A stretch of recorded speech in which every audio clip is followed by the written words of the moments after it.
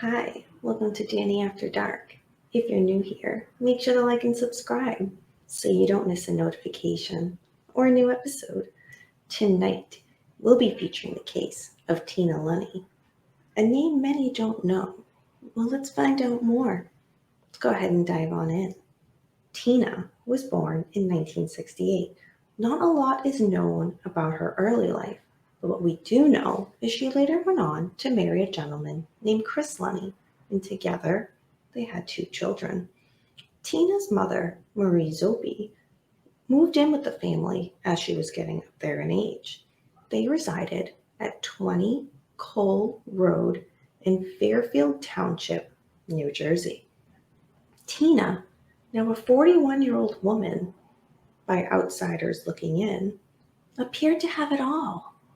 She seemed to have the perfect upper middle class life, home, family. She had it all. But as we know, looks can be very, very deceiving. Tina was on the brink of a complete breakdown. But why? Well, she had gambled away her family's entire life savings. That included her husband's $30,000 inheritance that he had received when his father passed away. Tina was also addicted to shopping. More so, she failed to pay the couple's mortgage bills, electric bills, other utility bills, and ignored numerous collection agencies. But that's not all. She was also having a 5-year affair with a Fairfield police officer. Let's flash forward to July 22nd, 2009. Tina went to her mother Marie asking for more money. Well, Marie denied her daughter's request. So how did Tina respond? Well, she responded by strangling her 81-year-old mother to death with a necktie and staged the scene to make it look like a suicide.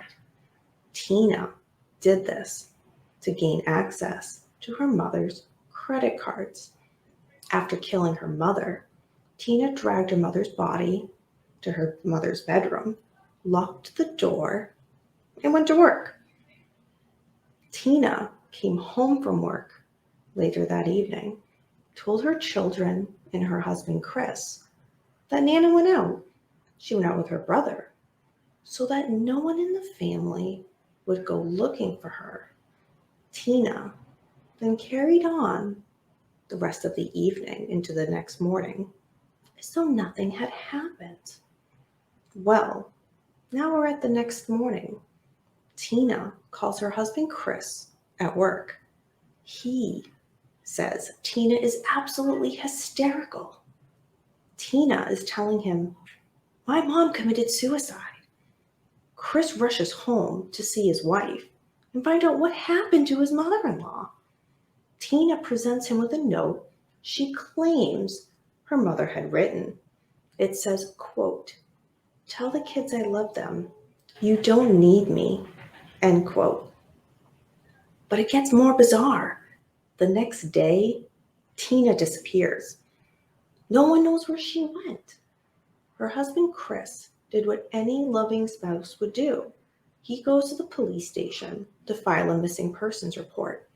The kicker, the Fairfield police officer that Chris made his report with was the same officer that Tina was having her affair with. The next 3 days that Tina's gone, she went to numerous places. She went to the Bloomfield Library, where she wrote goodbye notes to family and friends. The letter that she wrote to her husband, that was later read to the jury at her trial, said, quote, "Things will be better now. I'm sorry I caused you this pain. Don't be sad. Be strong for the kids. Remember their birthday," end quote. She also traveled to Atlantic City, and she was on surveillance footage showing her at the Trump Marina Casino. She just couldn't kick that gambling habit, could she? When she returned to Fairfield, police found her It was very bizarre. She was walking the streets in her neighborhood, completely out of it, when police picked her up and took her to the station. There, she immediately confessed to the murder of her mother. In her statement, Tina says she was applying cream to her mother's neck, and she grabbed a tie and just started strangling her. She says the killing happened in the living room, where she then dragged her mother's body to her mother's bedroom. Well, her mother also suffered 5 to 6 broken ribs before dying. Tina stated this about the attack on her mother. Quote, she was like gasping or whatever on her knees, end quote. When detectives asked her, what was she thinking during the murder? She stated, quote, I can't believe I'm doing this. What am I doing? Why not stop? Interrupted with the police. She said, quote, I don't know. I should have, end quote. Unbelievable. Tina also confesses to the crime in a suicide letter that she had mailed to her brother and another letter that she wrote to her husband from jail. In her own words, in both of these letters, she says, I panicked. I did it. I staged it. Well, a psychologist later worked with Tina while she was in jail. This psychologist later diagnosed her with bipolar disorder.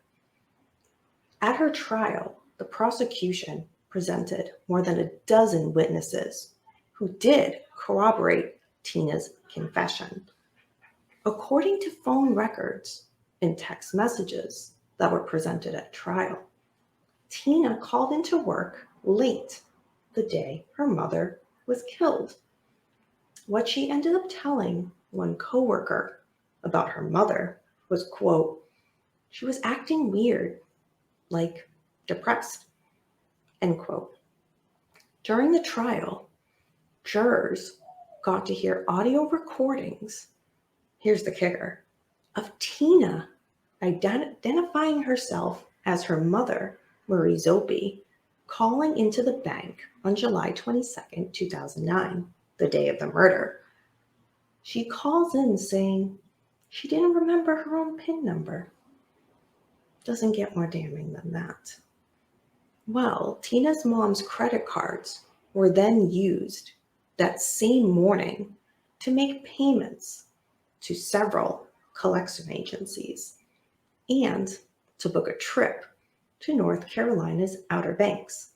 This trip was a trip that the neighborhood, the adults, were going to make. Well, Tina didn't have the money to do so. That's why she wanted the money from her mother. And when her mother denied it, Tina saw this as her only option. The jury deliberated for about a day and a half before returning with a verdict.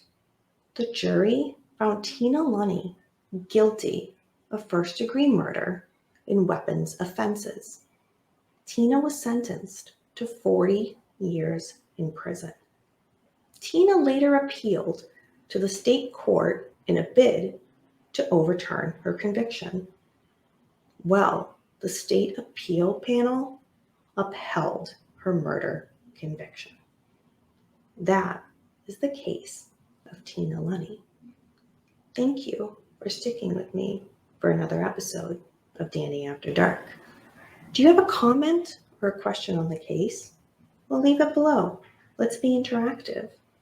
Do you have a suggestion for a case you'd like me to cover?